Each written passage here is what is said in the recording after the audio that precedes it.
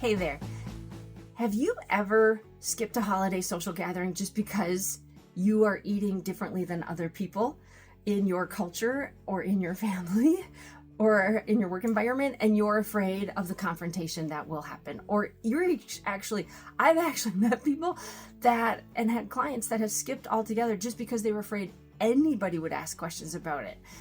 That's what I'm talking about this week. I'm talking about specialized diet holiday anxiety.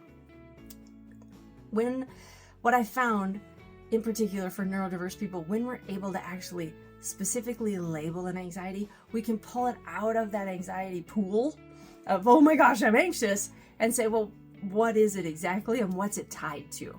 Right? And so what I have found quite often for people, especially once they start to really understand their neurology and that they've proven it. Sugar is not typically super helpful for people with ADHD. Crave it like a son of a gun, but not always the most helpful to that brain. Also, the massive amounts of water, possibly skipping alcohol.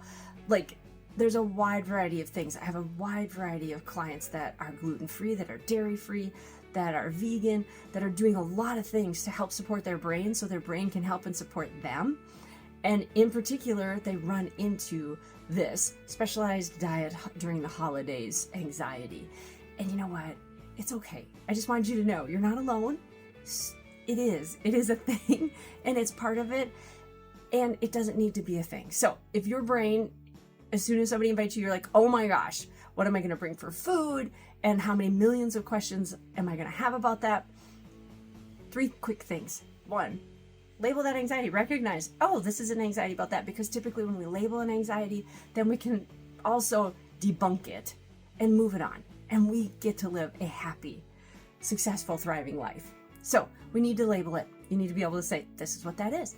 And then start to recognize all the ways that it's feeding you BS, basically. Like, oh my gosh, I'd have to explain why I'm eating like this. Oh my gosh, then people would, know that I'm working, that I have a neurodifference. Simple explanation, everything. You know what? I'm on a doctor recommended diet right now.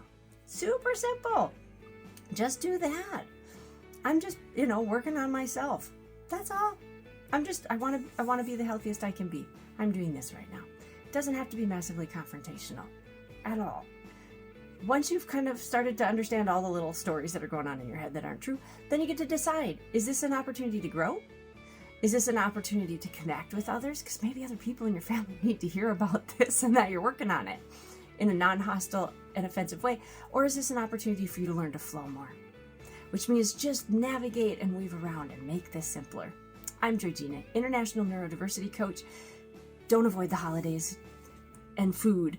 You can handle this. You can figure this out. Thank you. Bye now.